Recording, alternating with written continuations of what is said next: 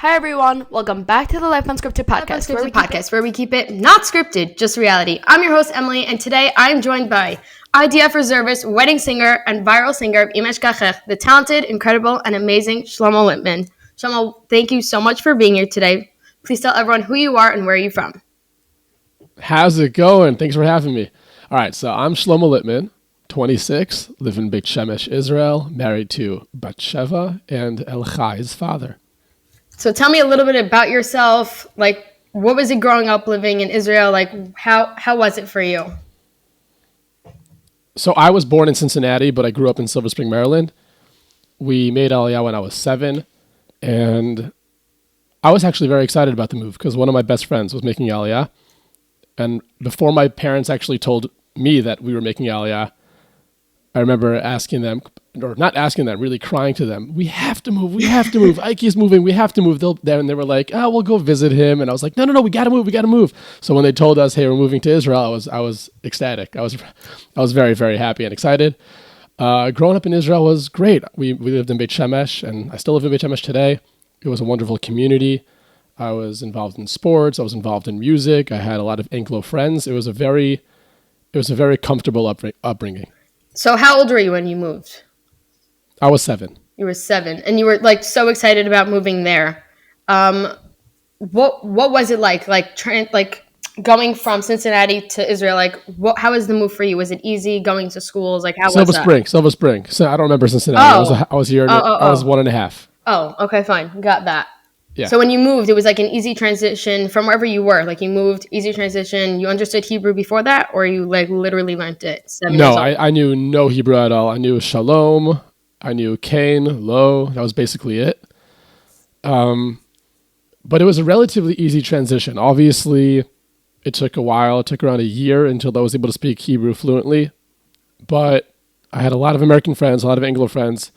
I played baseball in the States, got to Israel, continued playing baseball right away, and that was an easy transition for me. That's really good to hear. So at what age did you start singing? Because, I heard your songs, went to your concert before, and it was amazing.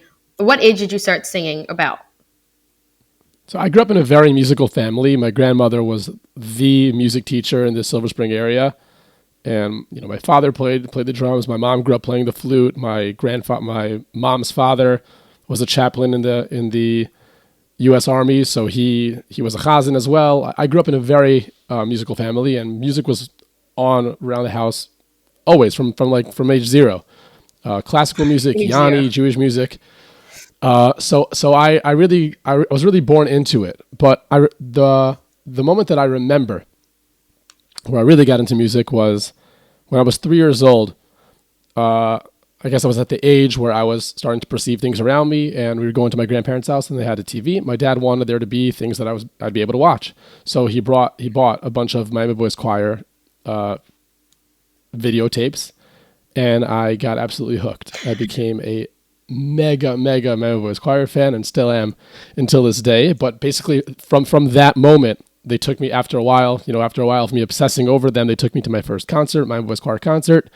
And I remember at age 3 saying, when I grow up, I'm going to be a Miami Boys Choir. And then when I'm older, I'm going to be a singer. Did you end up joining Miami Boys Choir? So like I said, I was 7 when we made Aliyah. The year before, my parents were, they knew that, all right, when he's 7, 8 years old, that's around the age that he's able to join. We lived in Silver Spring, and Miami Boys Choir is in New York. And they started actually having conversations. Are we crazy enough to drive him every single week to New York to be part of this choir? Thank God we made Aliyah beforehand, so that dilemma was taken off the table. I was in Miami, Israel for a short while when they opened up Miami, Israel for I don't know if it was a year or 2. I was in it for a very, very, very short while. I saw that it was at the beginning of anything. It takes a while until things really, start moving. And at the time, I was a star soloist in Shir Chadash Boys Choir, and I was traveling around the world with Yaakov Shweki. And I really said, you know what? I know that my dream was to be in Miami, but I have something so good, going on right now, and it's going to take time until this actually, starts going somewhere. So I was there for like 2.5 weeks. But I got to live my dream of being in Miami Boys Choir. Right, so you could say, you've been there. Right. Right. What's been something about music that inspires you or something that just moves you about music in general? The story that music is. And that's something that I really only learned and really started understanding on a deeper level when I was in music college. Everything that's behind a song, what chord correlation is, and how it brings out different emotions in human beings, and the story that music tells, and the ability to be able to literally convey anything that you're trying to feel or that you are feeling, that is something so special. And so all your songs were stories? Or were they just, like a quote that you heard or something, Tehillim? Like, what was it in your songs? When I started composing, I composed my first song at age 5 on the drums. Don't ask me how you compose a song on the drums, but I would sit in my room playing, and I started composing. I composed the song, and until around 2.5, 3 years ago, everything all my songs, all my compositions were all classic Jewish music, meaning I had a pasuk or something that was in my head, and I put it, and I had a melody, or I sat down by the piano and I started playing something, and then a pasuk came into my head or something from Chazal. So up until around 2 years ago, it really wasn't a story. It was something that I just related to from our tradition. And then around 2.5 years ago was the first time. And I always tried writing. I tried, and I couldn't get anywhere. I wasn't able to. I didn't know what I wanted to convey, and I really wasn't able to put pen to paper and bring out my feelings. I tried it a number of times, and I wasn't like happy with where it was going, and I basically accepted. Okay, fine. I'm a talented singer. I'm a talented performer, and I'll have other people write songs for me, and I'll sing them. And then I had this amazing meeting with a producer named Shai Barak. And I started singing some of my songs to him, and he said, "Look, like your songs are great. You have a nice voice, but there are a lot of great songs, and a lot of people have nice voices. And what you're telling me this entire time is that your big thing is that you're a great performer, your stage presence, the fact that you know how to move around, that you dance, and none of your songs are conveying that, even your upbeat songs. So you have to go home and write a song that is going to be able to showcase your talents." And that night I was like, you know what, deal, I'm doing this. And I was up until 3:00 in the morning that night, and I started writing a song, and that song's, it's in the bank right now. I don't know if I'm ever going to use it, but that was just the first time I actually was able to use my own words and actually be able to write what I was feeling, or what I wanted to convey. And since then, it's just been a floodgate, and I've been writing ever since. So right now, you're writing. How many instruments do you play? So I play guitar, drums, and piano. Wow, I play piano. I tried learning guitar. That just doesn't work with me. I don't know how you do that. Wow. So you sing at weddings. Did you ever in a million years think that this is where you're going to be now? You're going to go viral after that one small clip of you singing at someone's wedding, dressed up in your clothing for the army. Did you ever in a million years think that this is what's going to come out of it? No, not at all. I on October 7th, I was supposed to perform in a big concert in Herzliya for Akafel Shnios, and obviously that was canceled right away. And I was like, oh man, this could have been something big for me. This could have been like a big break. And I never would have imagined the first few days being up by the Lebanon border that would be what leads the global Jewish community to know who Shlomo Lipman is. The first few days, I wasn't singing. I wasn't posting anything on social media. Nothing like, hey, I'm up here guarding over you, all that stuff. I felt like that's just not the place for that, and I didn't feel comfortable with it. And after around, I think it was 3 or 4 days, I was on guard duty, and my friends just asked me to start singing. They're like, "No, like let's go, lighten the mood a little bit." I was like, "No, nobody." I was like, "No, I don't want to sing right now. It's not the time for singing. We'll sing when we go home, and I don't know, in 2.5 weeks, in a month, whenever this is over, right?" And so you thought. They persuaded me. They're like, no, come on, sing a little bit. Fine. So we sang, and then they're like, hey, I have an idea. Why don't you like make a video for like, for all like the kalot that had their wedding canceled because of the war.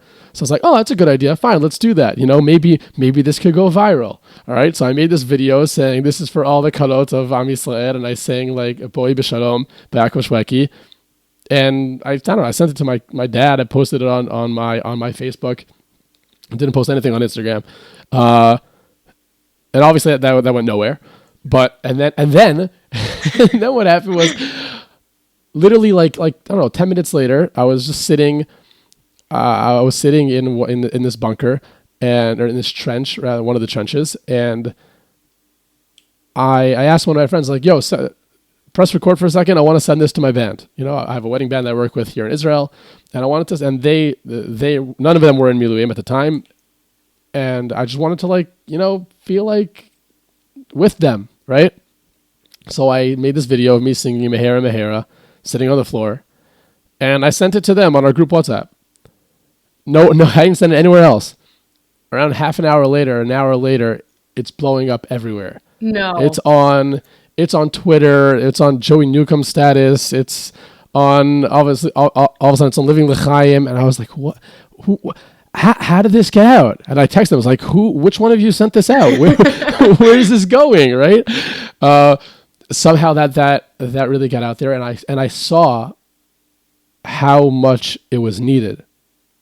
Right, all of a sudden I saw that Am Yisrael is starving for some light, for some positivity, for some hope. These are the days right after October 7th. Social media is just flooded with videos, pictures of the massacre by the Gaza border. It's not even this many Chayalim are killed. It's just seeing these horrible sights and just being in utter despair. And I realized Am Yisrael needs this light, this hope, a little bit of positivity, a little bit of ruach. So the next day, we were on the way back from the shooting range. We made a makeshift shooting range. We were based by Moshav Dishon, which is right on the Lebanon border, not an organized army base. So we made a makeshift, obviously based on all the regulations of the army, a shooting range to be able to make sure that our scope is lined up with the barrel of our gun. And we're on the way back, and Dishon is one of the yishuvim by the border, so everyone's evacuated. There's no one there. And all of a sudden we see people setting up an event by the shul there. And we're just like, I remember thinking to myself, I thought no one's here. Why is there an event going on? What's going on? And I saw this young woman carrying some boxes, and I asked her, what's happening? Like, I see you're setting up for something. Can I help? And they said, it's a wedding. I was like, is this a wedding? It's like, yeah, for who? It's like, there's a chayal from a nearby unit. They decided not to postpone. They were supposed to get married on that day. Decided we're not postponing the wedding. We're not pushing it off. We're getting married right now. And so obviously we started all helping out. All my guys, we were on full gear. And I said, by the way, I'm a wedding singer. If they would want, I would love to sing for them. They said, that's an amazing idea. That would be great. Let me just ask them. They said, yes, we'd love for you to sing for us. Okay, great. So I'm going to sing. The Rav, who was in charge of this ceremony, completely forgot. So I'm like ready to go up there and sing.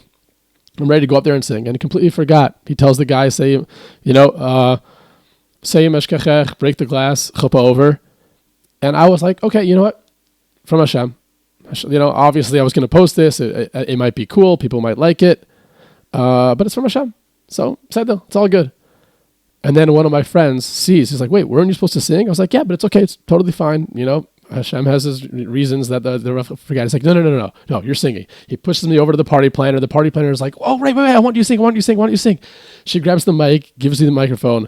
They put on Imeshkachech, and I sang Imeshkachech. That video now has millions of views across all of social media, on YouTube and Instagram, YouTube, everywhere else. And that was really the beginning of me realizing I have another role to play aside from obviously guarding the border and guarding over Am Yisrael as a whole. I also have to bring the ruach, bring a little bit of light when Am Yisrael needs the most. So I started doing that on the daily, basically. I started posting videos, sending them out, stories nonstop. And it obviously helped me cope as well, but I'm happy that I was able to bring some light to Am Yisrael in a time that people really needed it. Wow. Were you at all aware of the numbers, like the views at all? Like, who posted this originally? Like, how did this start? So Living L'Chaim posted the video of me singing Mehera Mehera. So I, made this video of Imesh Kachech and I sent it over to them. And so they posted it and tagged. I wasn't even thinking of them like posting me as a collab. I was just like, here, this is for you, for Am Yisrael, whatever. And so they posted it. They tagged me in collaboration and then a few other, big pages, and it just started going crazy. It was insane. I was at the time right before the war. I had just passed 1,000 followers on Instagram. And I was like grading for, every follower was hard work. And what videos am I going to post? How am I going to get views? This, that. And all of a sudden it's 100 new followers, 100 new followers, 100 new followers. I go to sleep, I wake up in the morning, I have 3,000. And all the DMs I'm getting from people, I spent like 2 or 3 days just answering DMs of people saying, thank you so much. We needed this. So I was aware it was crazy because I did have my phone on me most of the time.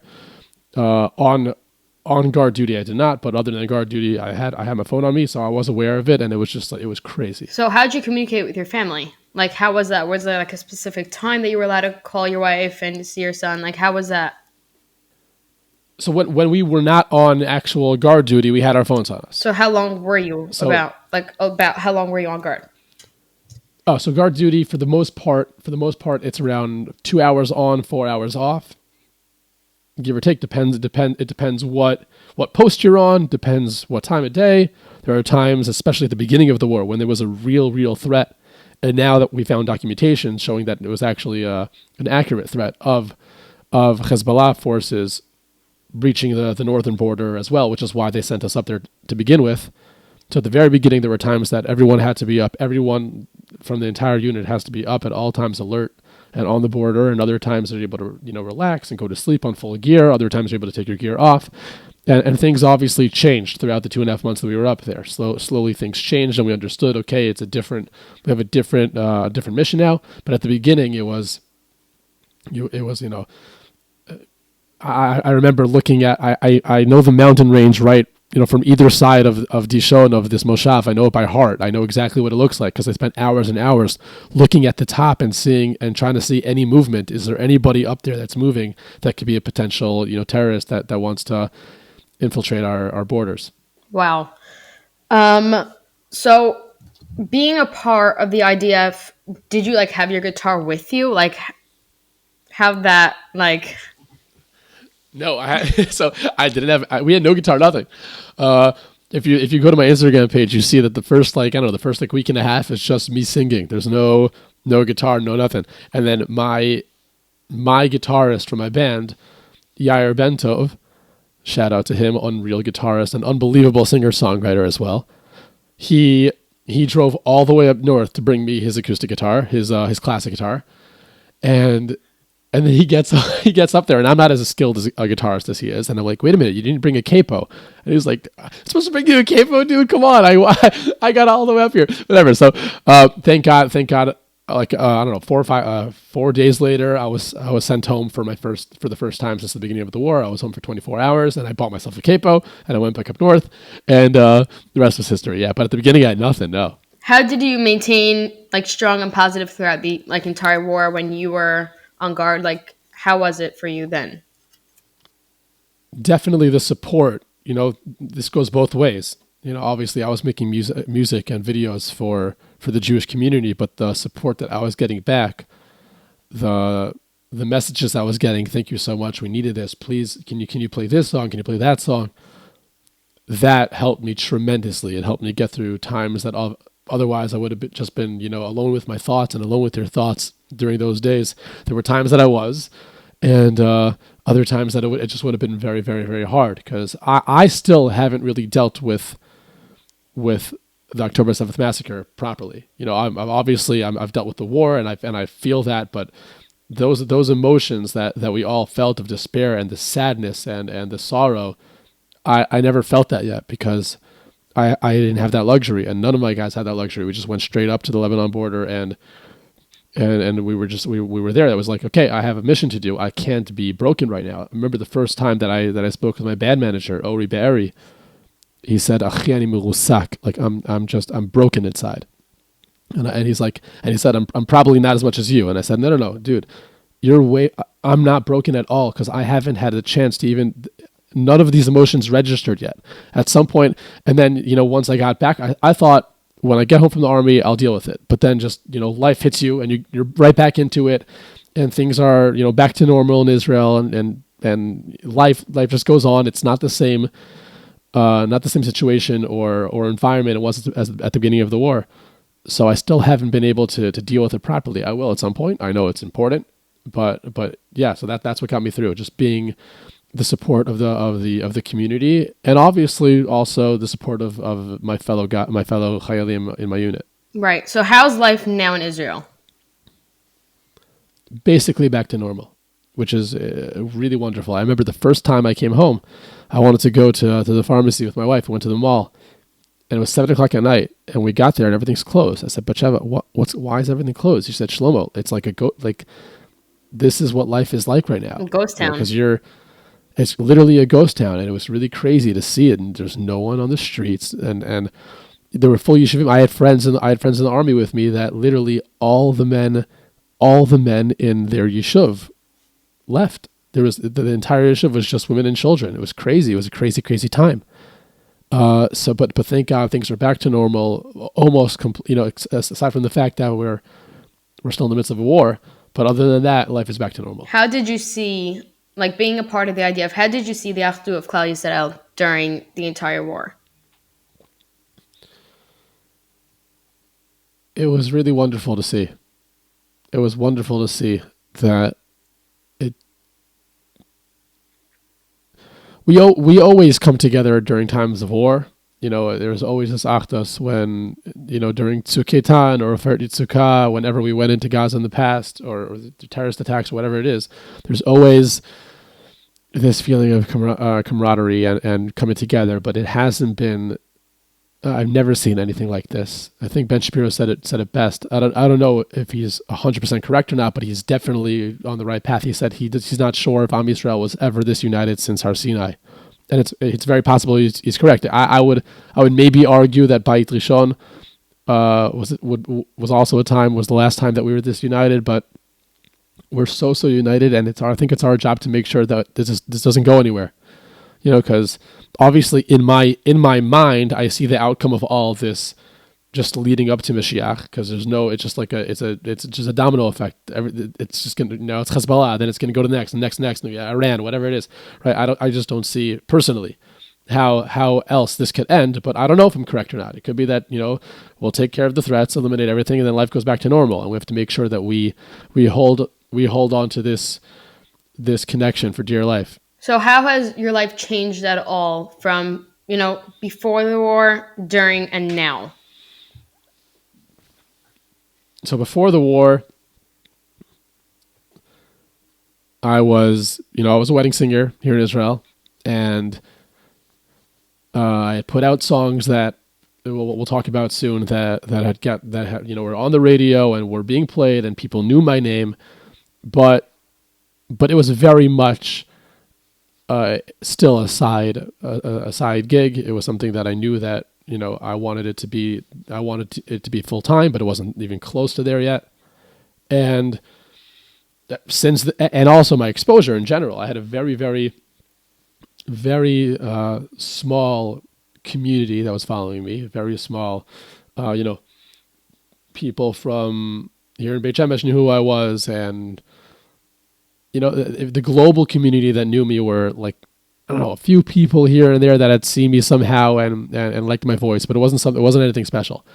And now it's completely different. I'm known all around the world. I have a lot of followers from Brazil, from Mexico, from the States, from the UK, from Australia. It's all over the place, and people are asking me to come out now. Beforehand, I was pushing to try. I was speaking with Aryeh Kunstler right before the war to ask him if I can, I was going to be in the States in January. I planned on being in the States in January for a wedding, and I asked him, can we meet when I'm there? I want to understand the market a little bit. I want to start, because I know that a lot of my immediate audience is American Jewry. So I wanted to get into that market a little bit. And he was like, yeah, sure. When you come, we'll talk with this, that. And now it's completely there. People know who I am, and I'm already being booked to fly all around the world. I just got back from Boca singing at a wedding there. So it's really changed tremendously. It's not full time yet. People, my friends are like, how does it feel to be a celebrity? I'm like, I'm not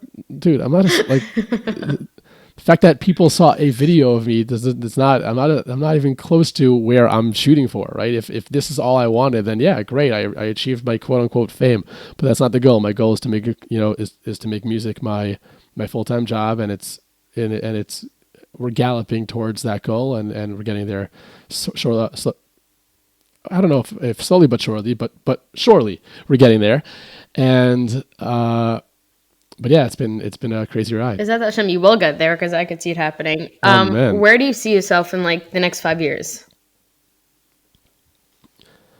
So it's funny. I made this 5-year plan. I remember speaking to my dad years ago about just music and saying I don't know what steps I'm supposed to be taking. And he said, why don't you build a 5-year plan? Let's do this. I was like, how do you build a 5-year plan when there's no plan? There's no achievable goals, right? At least that's what I thought at the time. So at the I think in the middle of the summer, I sat down and I wrote out a 5-year plan, and almost all the goals that I set for myself for this year, I've met, which is really cool. In 5 years, if you ask me, I want to look in the mirror and see a reflection of myself in 5 years. First of all, not the wife. It's almost 2:00 in the morning here. Okay. All right. So forgive me if I'm talking nonsense. The husband and father that I am, that's the most important thing in the world for me. And obviously being an Eved Hashem, but I want to be the number one name in Jewish music, and it's able to happen overnight. It's happened to people, overnight. Not that it happens to everybody, and a lot of hard work goes into it. One of my teachers in music college said something amazing. He said, good things take time. Amazing things happen instantaneously. I like that. Hard work. You work really, really, really hard for good things to happen, but all it takes is one person to see. He said, and he's teaching in a college, but he's still not where he wants to be musically. And he's like, I know that all it takes is one person from the radio here or from this agency to see one of my songs, and then you're there. And it's true. All it takes, you see it here, right? I worked very, very hard for years to get to the place, both when it comes to stage presence and when it comes to vocal training and pushing myself to get out there, to get to the point where guys were pushing me in front of the microphone, and then all it took was one video to go out, and the entire world knows my name. So my goal is to be one of the biggest names in Jewish music and take over the world. Well, I'm already seeing that happen. Mentioning your wife, Batsheva, how did she react to you going viral, and how has she supported you throughout your music career? She's been unbelievable. We both. She's a dancer. She's a professional dancer. She went to music. She went to dance college. She has her BA in dance and education.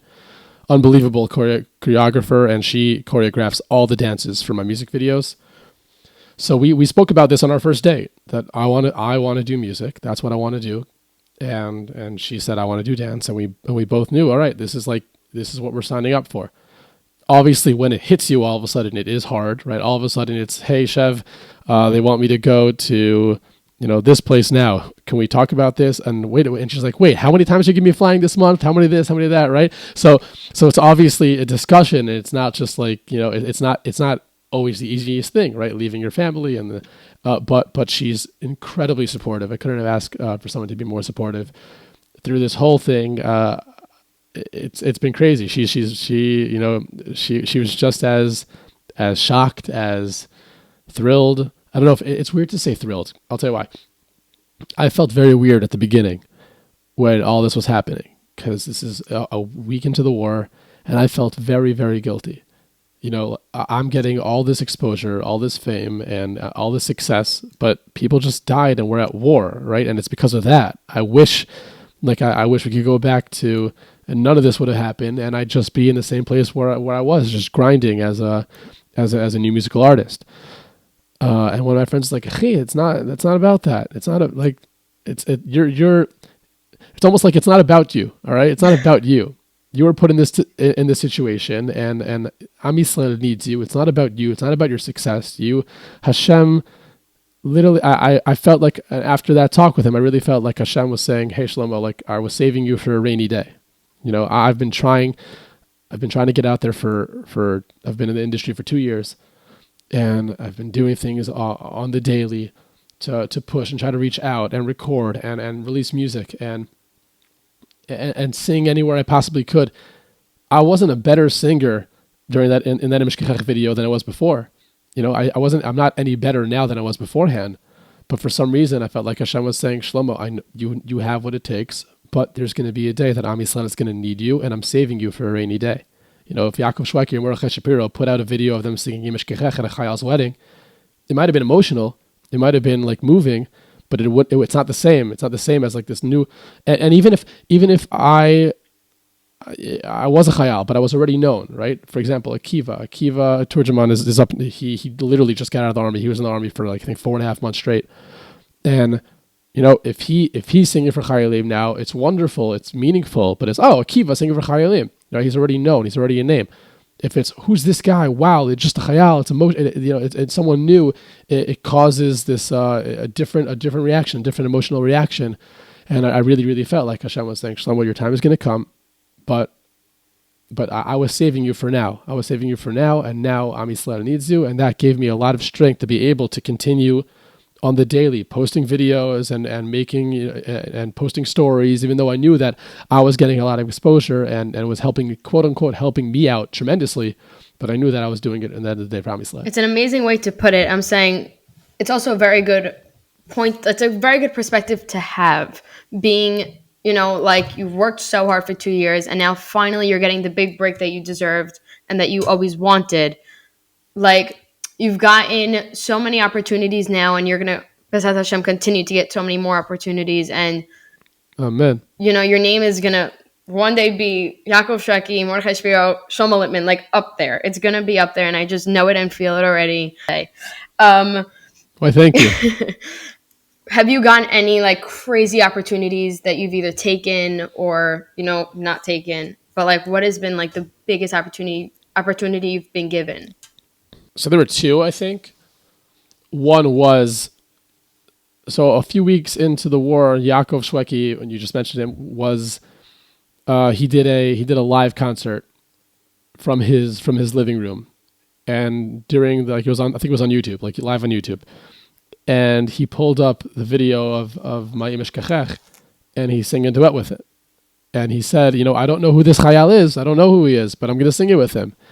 And so I was like, hey, I would love to let him know who I am. Just, stop, not in any, just so that he knows, hey, this is who this Chayal is. This Chayal's name is Shlomo Lipman. He's a singer from Israel. So my uncle is very, very good friends with Yomi Schechter. It's obviously very close with Shweki, and we just reached out like, hey, I'd love to just let him know. My name's Shlomo. I'm a singer in Israel. I actually performed with you many times as a kid when you were touring in Israel and the States and Paris and London when I was in Shir Chadasha. And now I'm a singer here in Israel. One day I would love to do something with you. And he writes back, I have the Zaka concert coming up. Let's do a duet.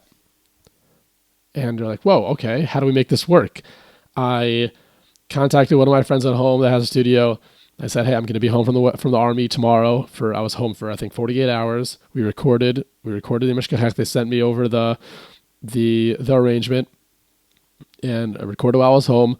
Then went back to the army. We filmed, and one of the guys that's with me is a professional videographer. He filmed from my iPhone me singing Imeshkechach, and we sent it over to them.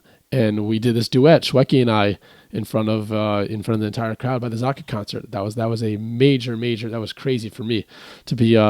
I had been on stages that big and even bigger. As a kid, I performed in front of 10,000 people, but being on this stage during this time was something crazy special, and it was wonderful to be a part of that.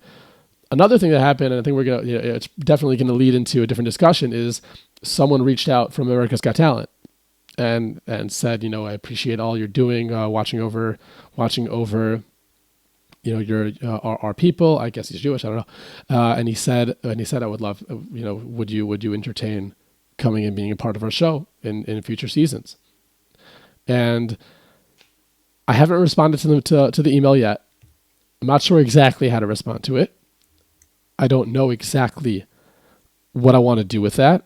You might have a question they'll be able to help me answer it a little bit more.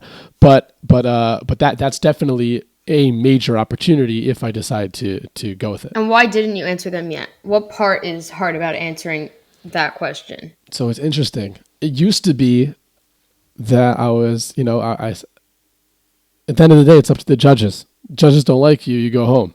And I was afraid. I was like, I know that I'm good. I know that other people think I'm good. Maybe they're not going to think I'm good. I don't want to get rejected. I wasn't afraid of the rejection. I was just afraid of the fact that I'm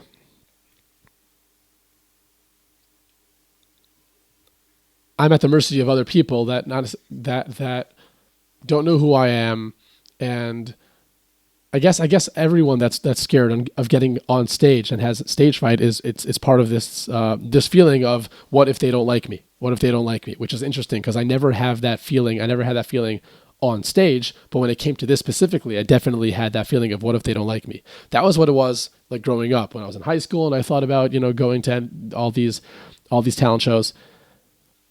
Now it's from a completely different place. I'm a really genuine person. I'm a really, really genuine person. What you see is what you get. I have a lot of different sides to my personality. So sometimes people might think like, oh, someone's putting on a persona. No, I have a lot of different sides to my personality. And there's one side that's suit and tie, crazy into classic men style, sitting and learning, right? And there's another side of me. I'm wearing a jumpsuit right now with a red kippah, all right? Like there's... I have a lot of different sides of my personality. And if I don't know, I think that you saw my my status from my flight just now, wearing the pinstripe suit and sunglasses. Like I have so many different sides of of my personality and how I like to express myself.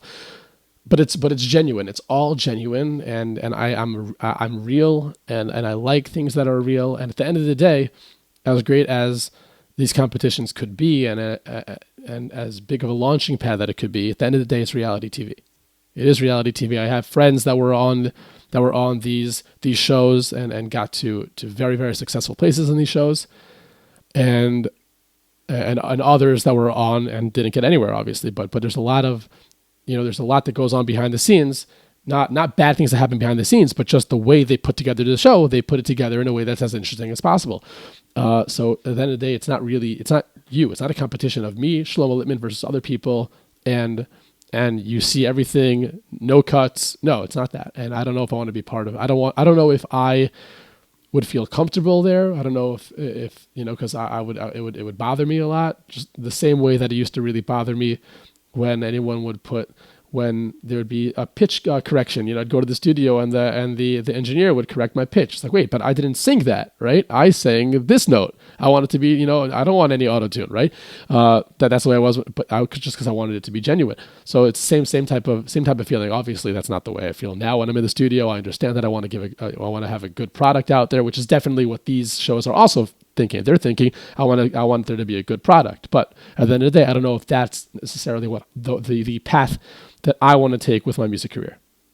Right. So I just want to expand on that for a second, because I look at it, I guess, differently about the whole rejection part.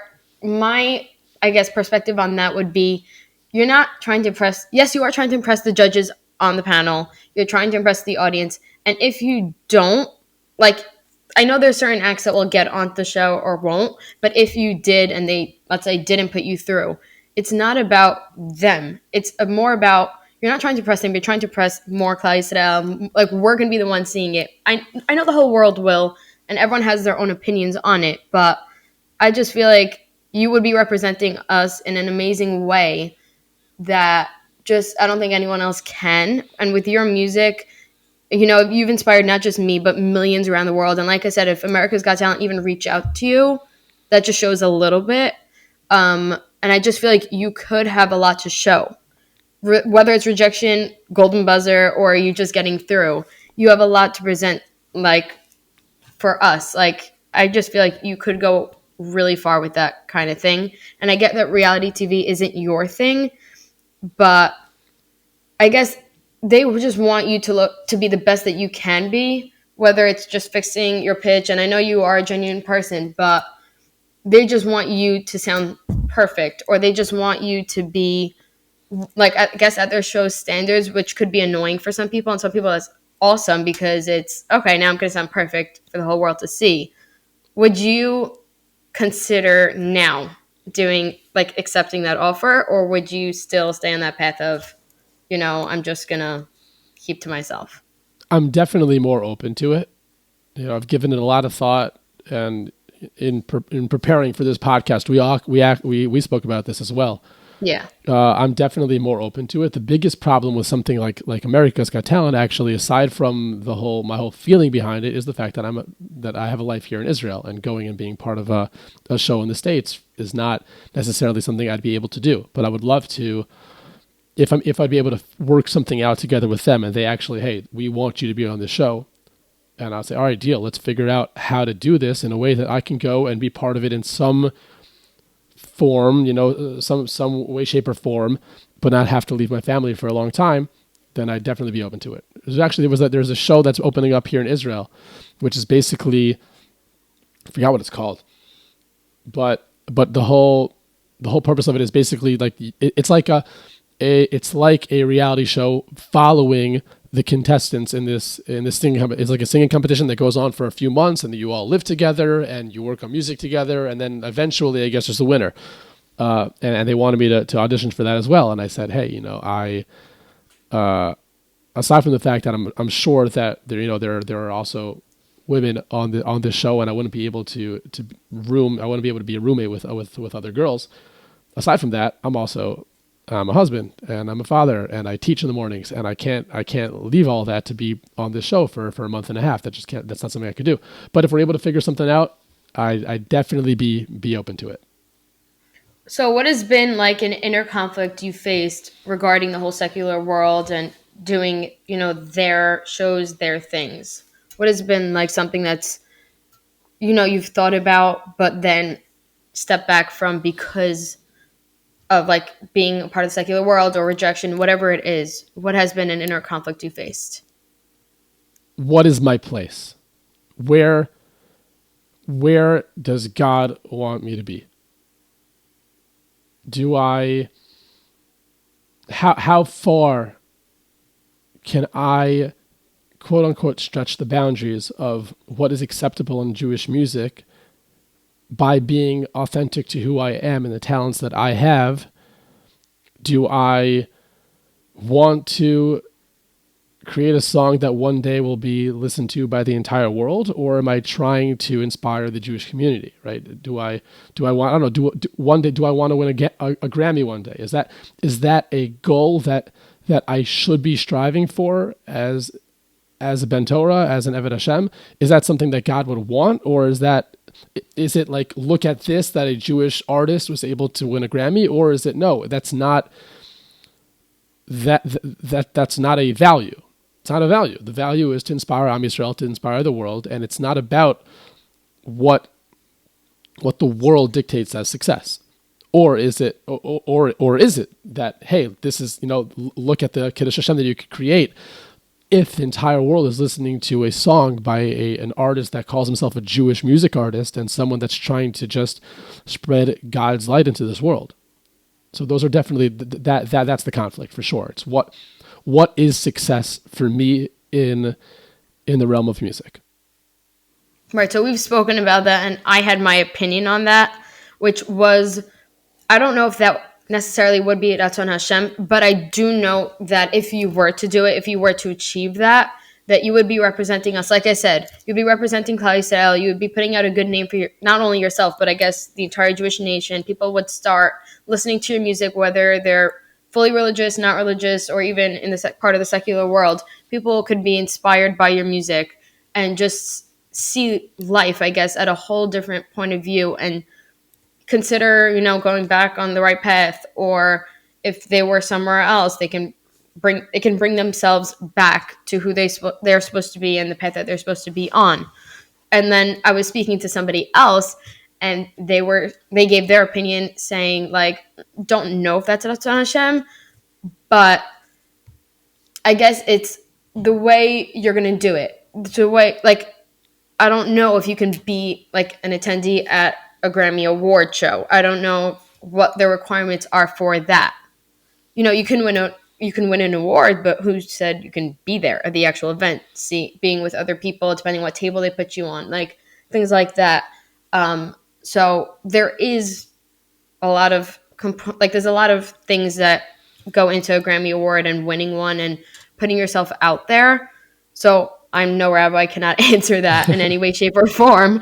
But it is a good, conflict, I guess, to have. And it is something that, it depends on the person, where they want to be, where they want to take them, where they want to just, I guess, showcase themselves. And, it could also lead to potentially being away from your wife and your son for who knows how long. So I guess what I'm trying to say is more, I'm trying to figure out how to word this, but I don't know if it's Ratzon Hashem, but I guess what I'm trying to say is if you do it, you're going to be putting out the most amazing name, and I know you will, and I know you're going to be so successful whether you do it or not. You're going to be putting the most amazing name for Klal Yisrael. You're going to just be known as that Jewish singer who's unbelievable, and it can be an amazing break for you.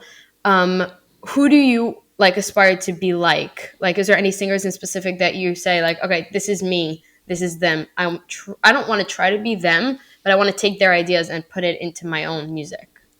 Right. Who do I aspire to be like? So that's part of that's part of the whole dilemma, right? What is,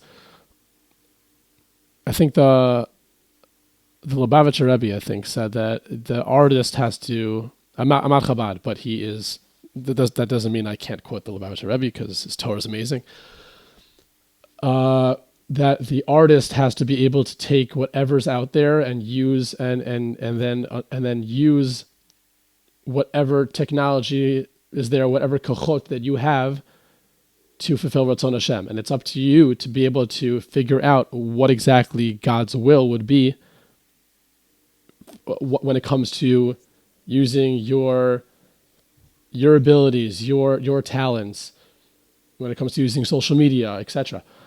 So that's always the conflict, right? What is, I know what I want, selfishly, but what now if I want to take a step back and say, okay, but I'm a God-fearing person. I'm an Eved Hashem first, and I'm Shlomo Lipman, the singer who's aspiring to be whatever second. And what is, how do I take the talents that I have and serve God with them rather? So who do I aspire to be like? So if we talk about Jewish music, there's a name that's not really known. Hardcore Jewish music fans from the 2000s would know. Yehuda exclamation point. Yeah. Right? One of my favorites, actually. Right. So he's okay. So I grew up watching him in concert, and I was able to, I sing a song with him once on stage when I was like 6 or 7. Eliyahu Hanavi. That was like my first. I was supposed to just sing. Basically, he had like 4 kids on stage. He had me. He had this kid on the bongo drums. He had a girl with the tambourine, and there was like 4 parts. During the break, I was supposed to say Eliyahu, and then the guy with the bongo drums goes bada bada bada bada. Girl with the tambourine turns around, shaking it, and then the entire audience claps. And that's this whole shtick. I sang the entire song with him, and they didn't cut my mic. I was like, I'm on stage, I'm doing this, and I was like 5 or 6 years old. I have to find that video. We have that video somewhere. But he's who I aspired to be like growing up. He was so different, and just an example of the things that he did that I don't know if people would feel comfortable in Jewish music doing nowadays. Again, whether social media, if social media was a thing back then, whether it would have been accepted or not, I have no idea. But my parents were at an event that he had cables on him, and he flew down from the ceiling like Usher in the Super Bowl, right? So like that, right? So that was like, I grew up watching him, and he jumped, and he threw inflatable microphones and stuff into the crowd. And he was like, so that's who I grew up emulating, like not emulating, but who I wanted to be like. I was like, this is the guy, right? Obviously now there's guys like Morty Schaap, who I was a massive fan of in my own boys choir. He definitely had an effect on me back then as well as a performer. But when it comes to now, Shlomo Lipman, what do I want to look like on stage? There's two very easy answers. I grew up the biggest believer. I was a massive fan of Justin Bieber. He's only a few years older than me. So I was like this 14-year-old kid that wanted to take over the world. And he was a 16-year-old kid taking over the world. So I was like, he was doing exactly what I wanted to do. So I followed his every step. I followed him every step of the way. And I watched his dances and how he portrayed himself on stage and his style and this and that, right? And then it was always in my mind was like, hey, how do I do this in Jewish music? How do I do this in Jewish music? How to do, and before I started writing, right, just like Shai Barak said, you want to be Justin Bieber, but you have no songs that you're able to write. You're just singing Mordechai David type songs or Shlomo Katz Kumsitzes, right? That's not that. And then when I started writing, obviously now I'm able to find my place a little bit more. And so growing up, it was Justin Bieber, and over the past, I guess now that when I became a little bit more mature, older, and started refining what I wanted to look like on stage, Bruno Mars takes the cake. When people ask me, who are you as a singer, as a performer, I say, imagine Jewish Bruno Mars. And people are like, oh, okay, I got it, 100%. I understand. It's pop, funk, the dancing, the James Brown, the class that comes with it, that is what I want to bring onto the Jewish music stage, and that is something that that's missing in Israeli music for the most part in general, but especially Jewish music, that doesn't really exist. That type of stage dancing, I want to completely change the game of what it means to be a good performer in Jewish music. I want people to look back and say, yo, remember the days where a good performer was a guy that just jumps around on stage a little bit, right? That's done. I want to have, I have a background in dance. I dance dubstep, hip hop, breakdance, street dance. If you look at my music videos, it's myself dancing together with my backup dancers, but I want to have, 3 stages behind me, and guys dancing up here and over here, and choreo and crazy dance breaks. And I want to bring the show element of mainstream music and bring it into the Jewish music world. That sounds like a plan, honestly. That sounds like the type of show I would want to be at. So actually, it's good that you say, because like people say, who's your target audience? I said, and I say, look, I know who's listening to my music now, but honestly, I don't know, because I want to do something that doesn't really exist, right? It's like Yishai Rivo, his music before he started didn't really exist either. Like that was a new thing. How poetic he was in taking. In being original with his lyrics, but tying in words from Tanakh in such a beautiful manner was something very, very, very new. And his audience now is very different than I think he would have thought when he was growing up and writing these songs. I know someone who was in high school with him, and he said he was writing all these songs when he was like in high school already. Now, I was speaking to a producer about this. Someone said to me, a Chiloni woman from Tel Aviv can go to Yishai Rivo concert and connect to his music, because even if she doesn't believe in God, she believes that Yishai Rivo does have a God. And I was like, that is so deep. Wow. So I don't know who my target audience is. I don't know who's going to listen to it, because it doesn't exist. And someone said, I don't know, is that type of performance something that Jewish music wants? To be honest, I have no idea. I could look at the entire world and say, hey, the entire world, just human beings like being entertained. And just look at what mainstream music, it's not because they're not Jewish that they're like, this is what we do because we're not Jewish. No, it's because they're human beings, and human beings have emotions, and human beings want to be entertained. And that's why they enjoy that type of performance. So that's what I'm going to bring to the Jewish music table. And I hope that I do it in the right way that doesn't push people away and say this guy's gone too far. No, I want to always show. I think that it's very important for me. I'm going to have to make sure that me in my personal life, that I am the best. Obviously it's pressure, but life's full of pressure to be the best version of myself as a Jew that I can be, so that people realize this is authentic. This is Shlomo. This is Jewish music. This isn't him trying to be some pop star from the secular world. No, I am a Ben Torah. I'm a Eved Hashem. I represent God. I want to bring his light into the world, and this is the way I want to do it. So I don't think you have like a target audience, or you should have one, because listen, I'm literally only 16, and then you have my mother, who is, we'll keep her age quiet. She's not old, I promise. But like, we are both dieharded Lipman fans. I don't know, like, you have believers. I don't know what name we're going to come up with. We will come up with one eventually. Like, you were performing with Aryeh Kunstler, who we'll talk about in literally a minute. We were jumping out of our seats. I'm not going to lie. I had no idea who you were before. I seen your video, but I didn't put a name to the face. Like, I had no idea. Because, like, I saw Shlomo Lipman in the poster, but I had no idea who you were. And then we saw you. You looked familiar. We took a picture. I still had no idea who you were. We took a picture. My mom was like, oh, let's take a picture. And I was like, okay. So I was like, all right, we're doing this. Like, this is life to me. We took the picture, no idea who you were. You came on stage, performed, and my jaw literally dropped. I was like, who is this? Where can we find him? Where are we following? Like, what? Like, this is the next concert I'm going to be going to, like, for the rest of my life. Like, this is Lipman concert. It's going to be lined up on my calendar. Like, I'm not even kidding. I'll drop out of school if I need to.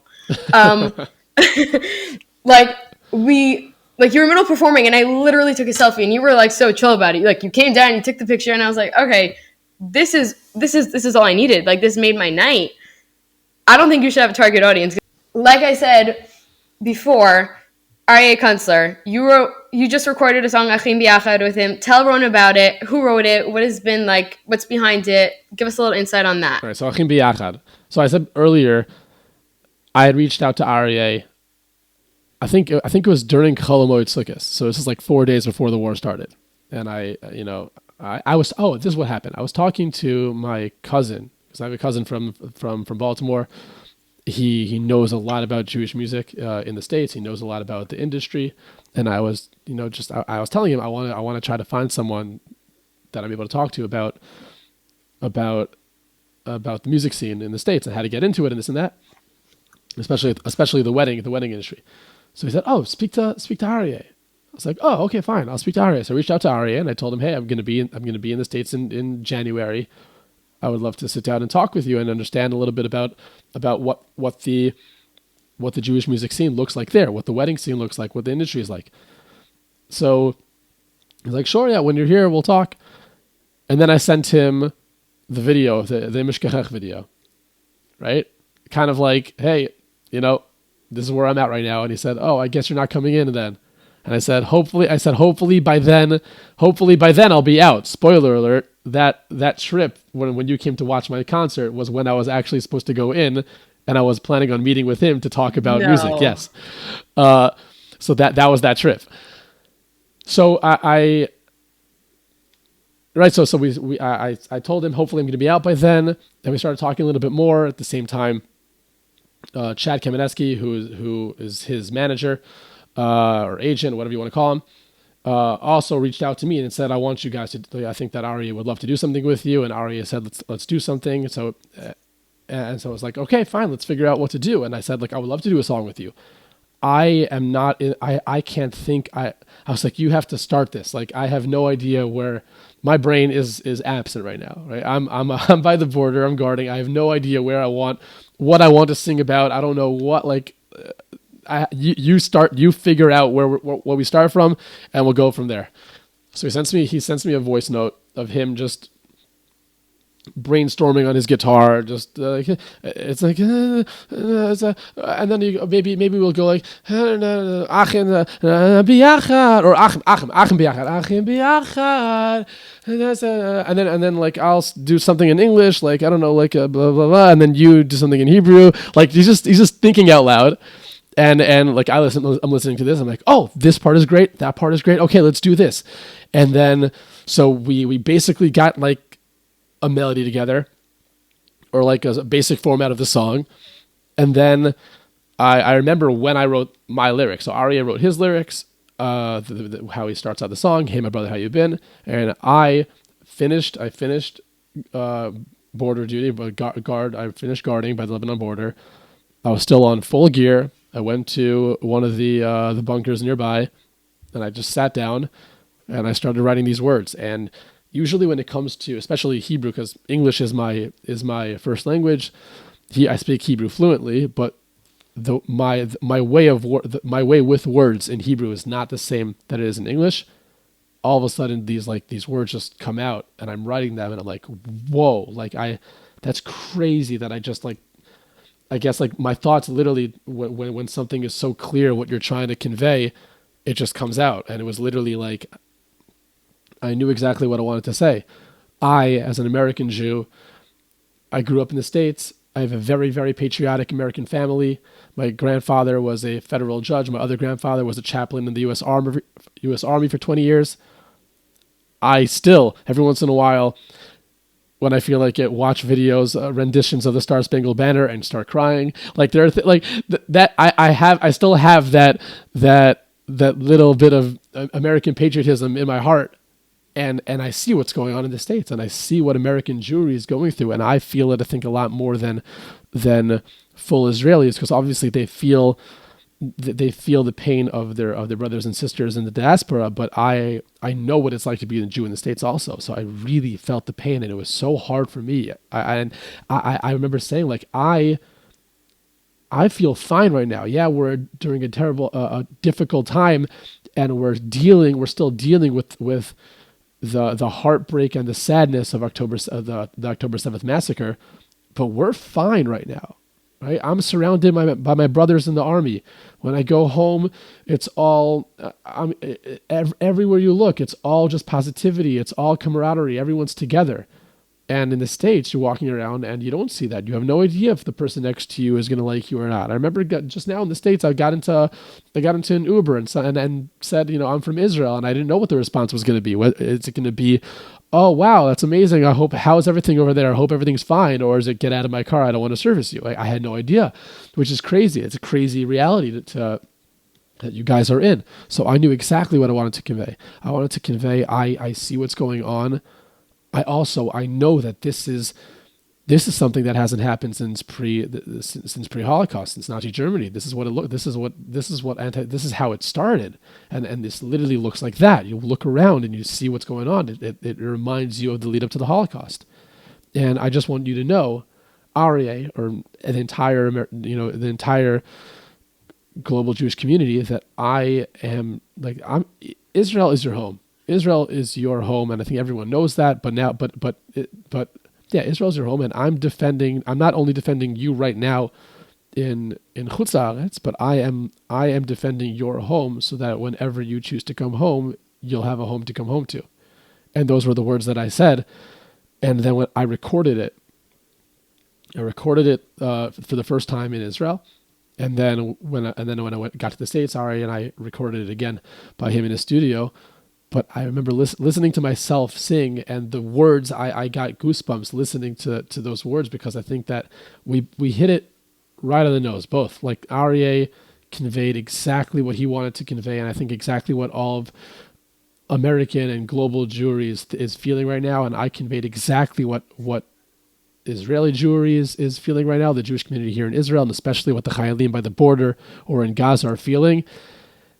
We hit it on the nose, and it's unbelievable. So we wrote it from two sides of the world. He in the States, I in Israel. I was on full gear.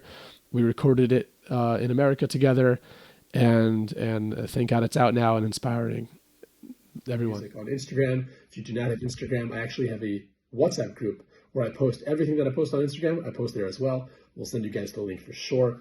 YouTube, Shlomo Lipman on YouTube, and obviously on Spotify and Apple Music as well. Right now, I'm currently working on a few new songs that are going to be part of my debut album. If you guys have a simcha coming up, whether it's in Israel or around the world, I'm a wedding singer. I have a band here. They're unbelievable. They do fly out as well together with me. But if not, it's totally fine. I'll come and be with you together in your simcha or your event. And it is way too late right now, so I'm going to head to sleep. Hope you guys are all well, and I'll catch you next time. Okay, you guys, thank you so much for listening to part 1 with Shlomo Lipman. You guys, part 2 is another whole hour. Stay tuned for next week. You guys, it is going to be amazing. Make sure to follow Shlomo Lipman everywhere. Follow Shlomo on YouTube, Facebook, Apple Music. Follow Shlomo everywhere. Follow Shlomo on Instagram at Shlomo Lipman Music. You guys, part 2 is going to be amazing, just like part 1 was. I had a blast with Shlomo recording. You guys, make sure to follow him everywhere. Remember to stay positive and let's keep life unscripted.